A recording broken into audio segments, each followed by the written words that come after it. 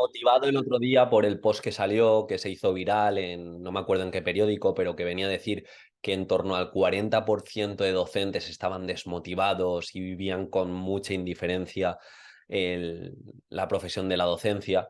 Pues yo hice un pequeño post en el que explicaba dentro de nuestro rango de control qué podíamos hacer para estar más motivados. Está claro que siempre va a haber un contexto que no podemos controlar, tema de ratio, tema de poco de respeto a nuestra profesión por parte de las familias, el poco apoyo en ocasiones a nuestra especialidad en concreto. Pero bueno, dentro del rango de control que tenemos, sí que entiendo que el formarse, aplicar, el tener desafíos como docentes nos va a hacer estar más motivados, porque en ocasiones buscamos la motivación de la nada o que nos dé la motivación el propio alumno y eso pocas veces va a pasar. La motivación surge de cuando estás rodando, de cuando estás aplicando metodologías activas, de cuando te estás formando y ves como aquello que no sabes aplicar bien o aquello que se te escapa, que tienes esos procesos de autoanálisis y te autoevalúas para ser mejor docente y en eso nos vamos a centrar. Primer consejo que te recomiendo es que te formes mucho y tengas motivación para aprender. Es clave para todas las profesiones, pero en concreto para ser docente, que implica crear todas las profesiones, es la única profesión que crea todas las profesiones, necesitas esa responsabilidad de formarte y de tener curiosidad y nunca, nunca, nunca verte como algo superior o que ya lo sabes todo, porque ahí va a empezar la caída de motivación. Entonces, necesitas formarte, aplicar y ver que avanzas. De hecho, te vamos a dejar en las notas del programa algunos artículos, algunos libros que desde nuestro punto de vista son fundamentales dentro de la docencia, en concreto de educación física, algunos artículos en cuanto a modelos pedagógicos, evaluación formativa, sobre todo desde el grupo Actitudes, le echas un vistazo porque creo que son base para entender hacia dónde vamos y para entender dónde nos tenemos que formar y cómo tenemos que aplicar esos modelos pedagógicos. Por el segundo consejo dentro de la formación es que necesitas momentos de autoanálisis. No puedes estar constantemente haciendo papeleos y dando clase y ya está. Doy clase, hago papeleo, doy clase, corrijo, porque entras en un bucle que vas a repetir un año de docencia durante 30, 35, 40 años y eso no te va a hacer estar motivado, vas a entrar en desidia, no vas a encontrar ningún tipo de motivación. Tienes que agendar momentos en los que te tienes que analizar desde el punto que tú visualizas, es decir, intentar poner en un papel aquello que se te da mal, aquello que necesitas aprender.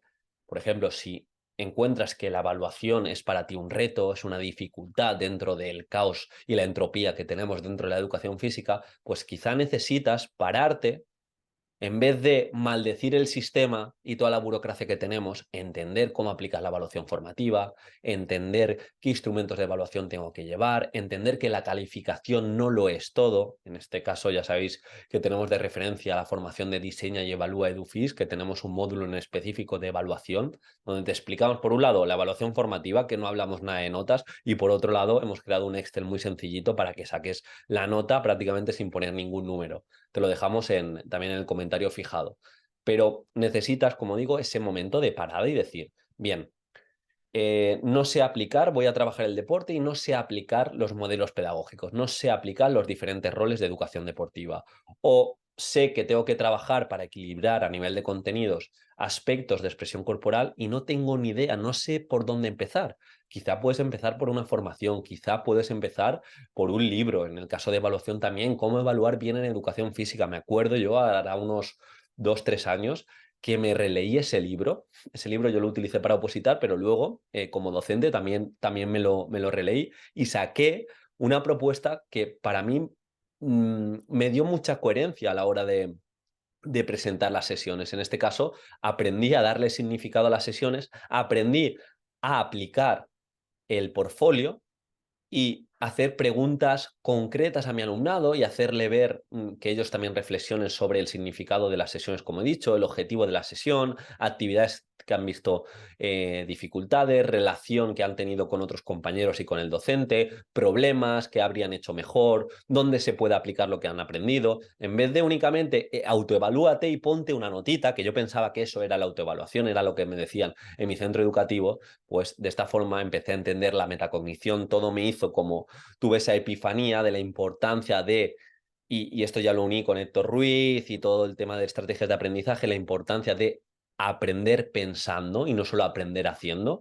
Y ahí como que le encontré más sentido a la profesión, y esto lo conecto con el segundo consejo. Tienes que generar una identidad profesional.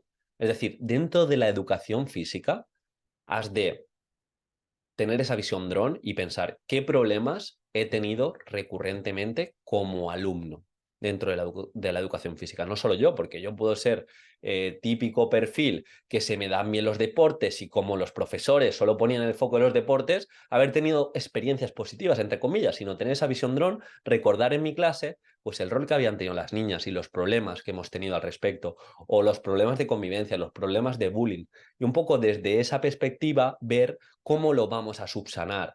Y también esto unido, si estás opositando, pues tener muy claro los pilares, el legado que quieres dejar a tu alumnado mucho más allá del currículum. Es decir, está genial el currículum, tienes que trabajar todos los criterios de evaluación, tienes que aplicar la evaluación formativa, pero como docente de educación física, tú porque has tenido un pasado en cuanto a lo deportivo y quieres poner el foco en trabajar los deportes de manera didáctica, ¿qué legado quieres dejar a tu alumnado?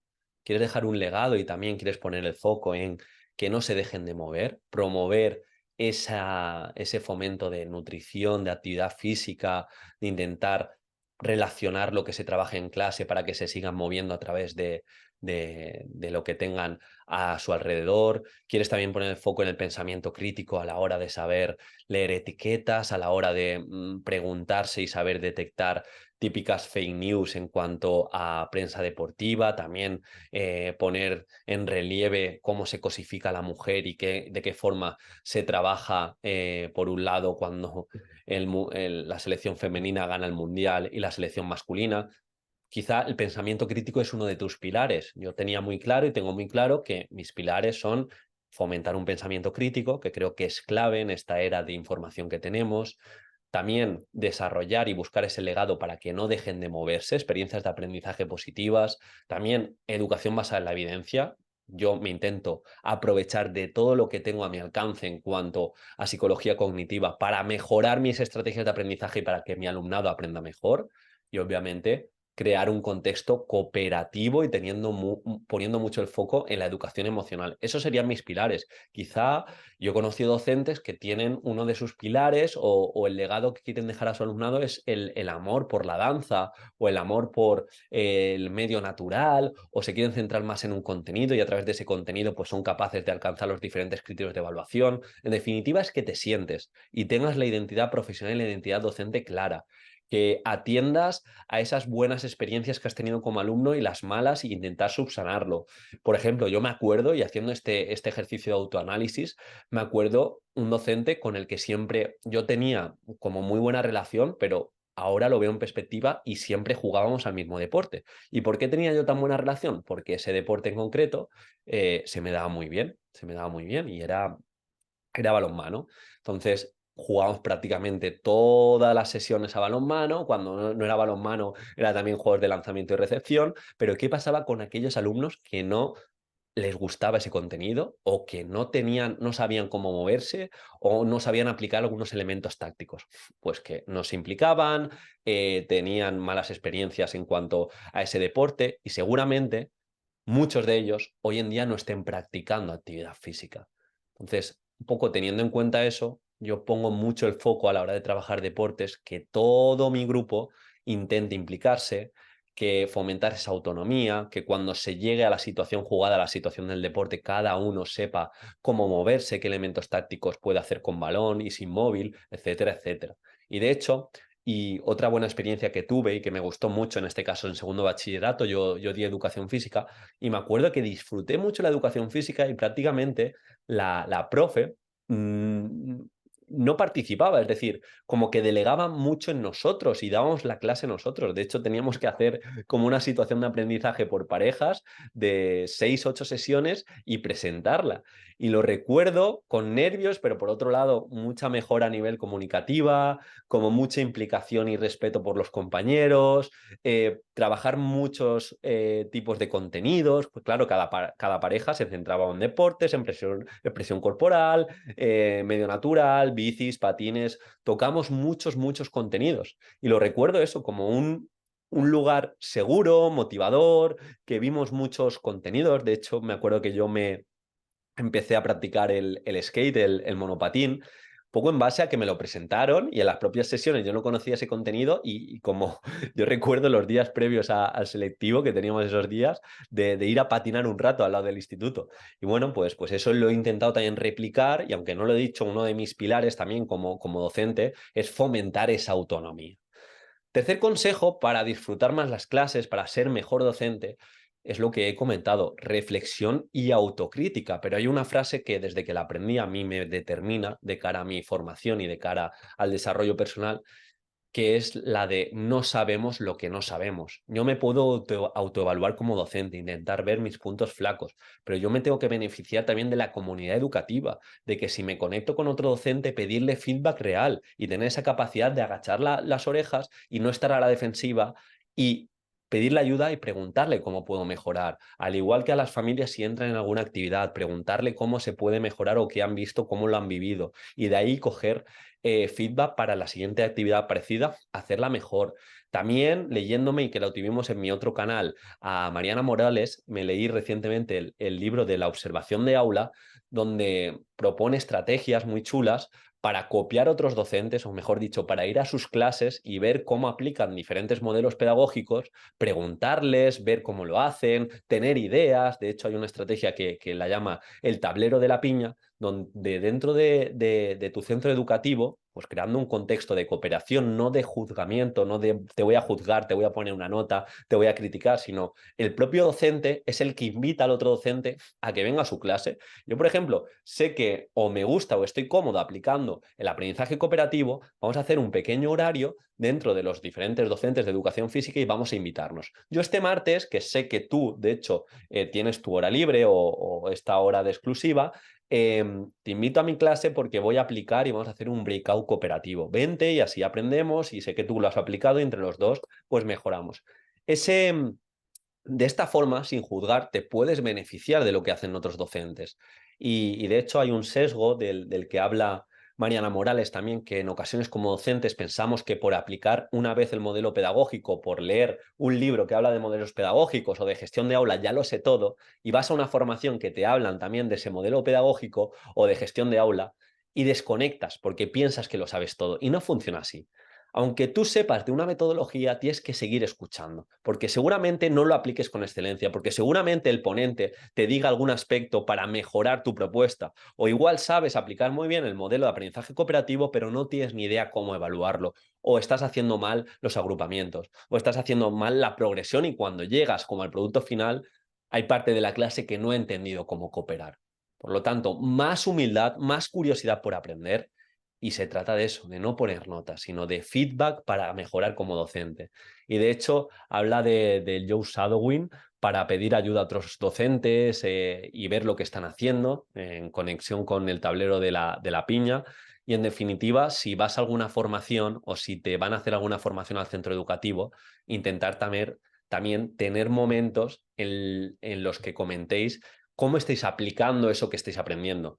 El otro día di una formación de evaluación formativa en un centro de aquí de Valencia y se lo dije porque solo me dijeron de dar perdón, 2 sesiones y claro, yo les dije, esto está muy bien, yo he intentado como ofreceros todo lo que sé en estas 4 horas, pero de nada sirve si no lo aplico. La clásica frase de la mejor formación es la acción. De nada sirve si de manera recurrente pues no compartís entre vosotros vuestras problemáticas, no intentéis poner un compromiso de cada semana, intentar probar un instrumento de evaluación, intentar probar un pequeño cambio, empezar a poner quizá menos notas, porque era de hecho un centro educativo que ponía una barbaridad de notas sin sentido y era eso, el sesgo de falso control de, no, como mi alumno tiene un 5,790, yo soy súper objetivo a la hora de evaluar. Y bueno, pues aquí saber que las formaciones se tienen que aplicar y se tienen que comentar, se tienen que ver esos puntos ciegos que en ocasiones no se ven. Y por último, este consejo lo aprendí de David Ortiguela, que viene a decir que tienes que dar siempre lo mejor de ti cuando estés en el aula.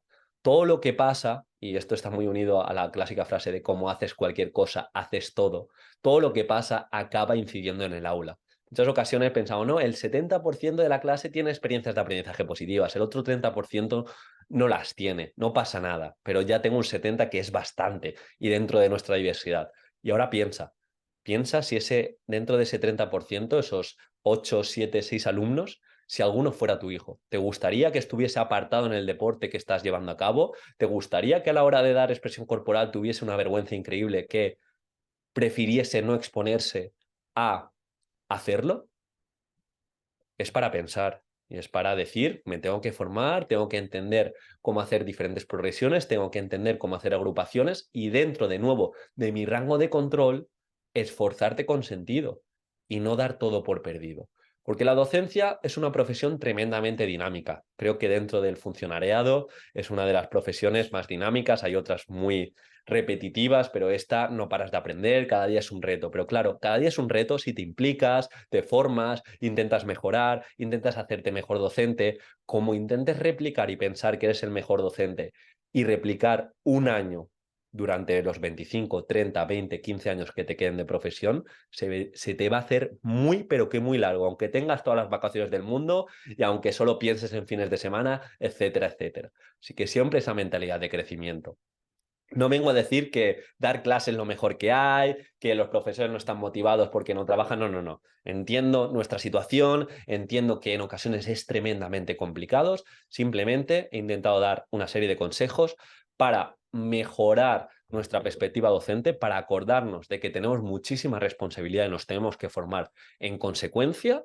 Y como siempre, cualquier tipo de sugerencia, cualquier tipo de duda es bienvenida. Te leemos en los comentarios y agradecemos mucho esa manita arriba. Un abrazo.